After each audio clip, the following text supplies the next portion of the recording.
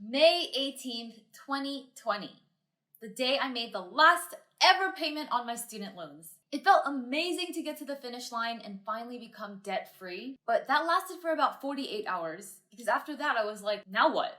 After being laser focused for so long and on getting out of debt, it's jarring to all of a sudden realize that you actually get to make choices about what to do with your money from now on. Even if you're not there yet, you definitely want to have a plan for your money after you become debt-free. Because if you don't have a plan, you might end up just getting right back into debt, kind of like losing a bunch of weight after being on a diet for so long. And people like that tend to just gain the weight right back again. So you want to start thinking about what your plan is after you get out of debt. Paying off debt is a huge milestone and you should definitely celebrate. But once you've made that final payment, I don't want you to stop there.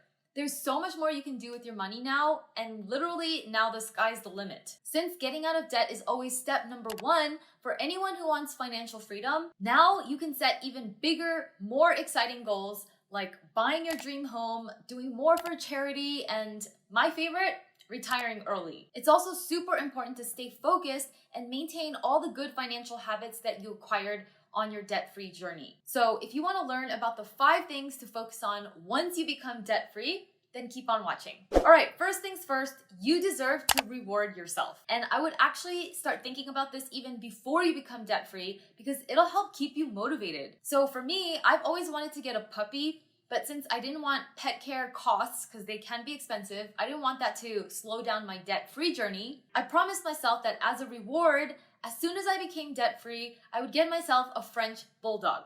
And that's exactly what I did. This is him right here. And he hasn't arrived yet. He'll be arriving in a couple of weeks, but you'll definitely be seeing more of him on my channel. Now, this is not to say that you should go out and splurge on something extravagant that you can't afford. I do want you to reward yourself, but you should still be frugal and intentional. So you achieve something big. The vast majority of people never get here. So make sure to take a moment to celebrate yourself, but within reason. Next up, you want to keep some credit card accounts open. Yeah, you heard that right. So if you used to have a lot of credit card debt and that's what you've paid off just now, then your first instinct might be to just cut up those cards and close down the accounts forever. I've actually made this mistake myself.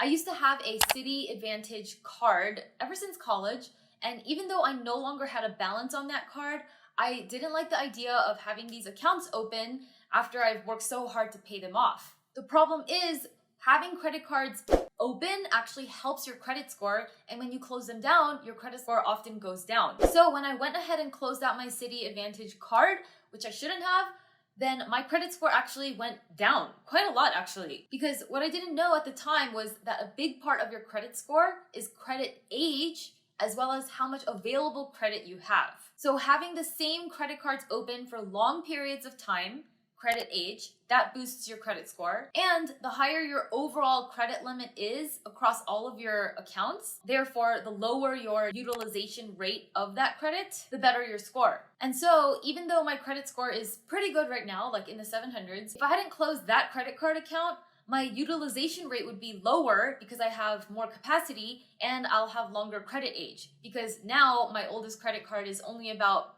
3 years old. Whereas if I'd kept that one open, my credit age would be a lot older, more like 10 years and up. So before you close down all your credit card accounts forever, now that you're debt-free, consider keeping 1 or 2 of them open, especially the oldest ones, even if you're never going to use them again, because it will make your credit score stay high, and that'll definitely help you in the future if you ever want to take on a mortgage or some other type of loan. Next up, now's the time to build up a full-sized emergency fund. When you were still paying off debt, it didn't make sense to have tens of thousands of dollars just sitting around in a savings account because the interest on your debt was likely costing you a lot more than any interest you were collecting in your savings account. Now that you are debt-free, you can actually afford to have more margin and cash cushion in your life. So take some of the money you are putting towards your debt and then start setting up a monthly automatic transfer to an online-only high-yield savings account. I like the Capital One 360 Performance Savings Account because they pay relatively high interest and it gives you the ability to open sub-accounts that you can nickname. So it's great for saving for specific things such as your emergency fund, down payment on a house, More on that in a minute. According to personal finance OGs like Dave Ramsey and Susie Orman, they say your emergency fund should be big enough to cover anywhere from 3 months to 8 months worth of living expenses.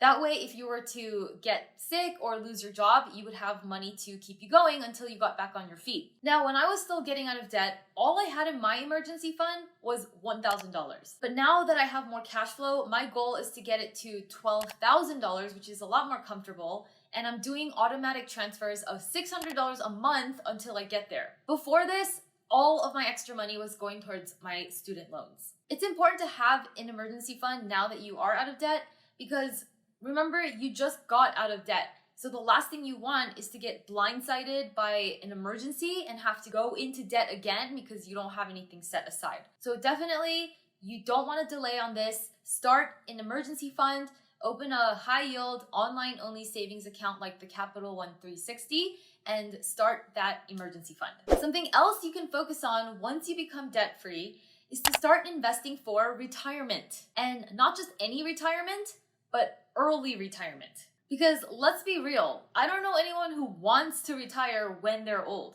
Most people want to retire ASAP while they're still young. So to me, while I know that most people can't retire until they're old because it takes a lot of money to do that, to me, the goal was always to retire as soon as possible so I can just spend the rest of my life working when I want, if I want, and on what I want. Of course, when I was still paying off my student loans, I was not even thinking about retirement, let alone early retirement. But now that I'm debt-free, once you become debt-free, you get to really open up your financial horizons. So nowadays, I've been reading up a lot about this whole concept of having enough money to retire early and spend the rest of your life doing whatever you want.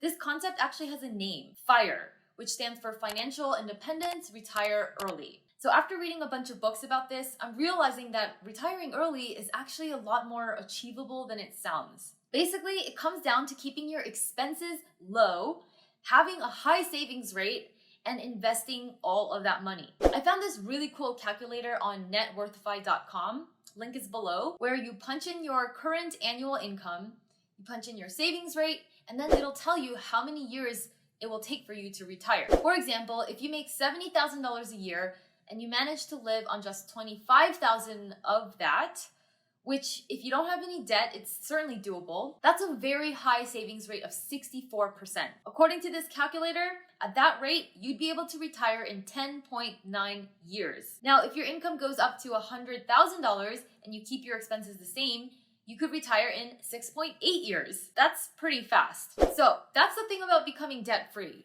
Once you no longer have fixed monthly payments to pay to everybody else, all the lenders for your past actions, then you finally have some breathing room to focus on more exciting goals like early retirement, traveling the world, all that good stuff. That's so much more fun to think about than retiring at the traditional age of 65.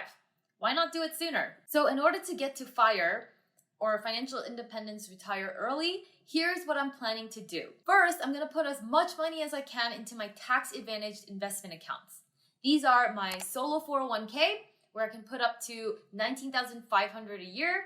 Also into my HSA, where I'll put $3,500 a year. And then of course, my Roth IRA, which I'll do in the backdoor method because my income is too high to qualify for regular Roth IRA contributions. More on that in this video right here. Then if I'm able to save more than that, I'll start contributing to taxable brokerage accounts. So when investing for retirement, it's super important to do it in the right accounts.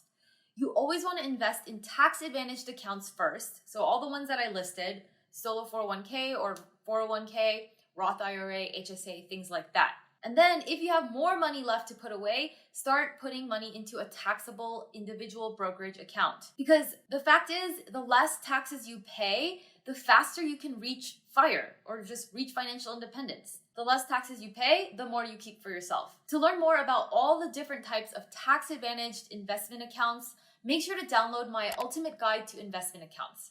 This PDF will help you decide which account is best for you, as well as where to open each type of account. It's a super detailed guide and it's totally free, so I put the download link right below this video. Also, in case you were wondering, Even though tax-advantaged retirement accounts typically don't let you touch the money until you turn 59 and a half, there are some sneaky ways you can actually access your retirement accounts sooner. So that's how people in the retire early movement use their retirement accounts to actually fund their retirement even before they turn 59 and a half. One strategy that they use to do this is called the Roth conversion ladder. And I'm not going to get into that today, more on that for another day, another video. But bottom line is, it's a really cool whole nother world out there to start figuring out how to not only save for retirement, but also for early retirement. For those of you who are interested in learning more about FIRE, I recommend checking out this awesome book, Quit Like a Millionaire, by Christy Shen and Bryce Lung. It's a book about how they retired in their 30s to retire the world. And they're in their early 30s right now. I picked up this book about a month ago and literally devoured the book in one day. It's a really awesome, entertaining read, very good how-to book, and I highly recommend it. So I put the link below this video if you're interested. Something else to think about once you become debt-free is saving up for a big dream purchase. When you were on your debt-free journey, it was too much to focus on to try to do that and buy something big like a house. But now that you've got a lot of extra cash flow in your budget and you don't have any more debt, now's the time to start thinking about this. So I've always dreamed about buying a condo for my parents, and I wanted to move them from the East Coast over to Denver, where I currently live, so that I can see them more often. That is a big dream of mine. So in addition to working towards early retirement, I've also started saving for that. Now, I used to browse condos in my neighborhood on Zillow, Redfin, all these real estate websites, and it used to seem like a faraway dream because condos are not cheap. I mean, really anywhere in the US, but you're gonna need at least $300,000, $400,000, $500,000 to do it. But seriously, now that I'm free of my student loans, it really seems like a very near possibility and no longer just a faraway dream. In fact, buying a place for my parents and being able to have them close by, that was my single biggest motivation for getting out of debt. I knew that as long as I remained a slave to the lender, I would never be able to be as generous as I wanted to or take as good care of my parents as I wanted to. But when you are debt-free, you actually have margin in your life to be able to think about others. And to me, that is by far the best part about becoming debt-free. So that's it for the 5 things to focus on in your financial journey now that you've become, or when you become, debt-free. If you make it this far, do not forget to maintain your good financial habits and to keep reaching for even bigger financial goals. Because honestly, once you're no longer chained to debt, the sky is the limit. And if you're not quite there yet, you'll get there. So keep your eye on the prize and just keep going. I post new videos every Wednesday about making money, saving money, and investing money. So don't forget to subscribe to my channel and hit the notification bell to catch the next video. Thank you so much for watching, and I'll see you next week, same time, same place. Bye.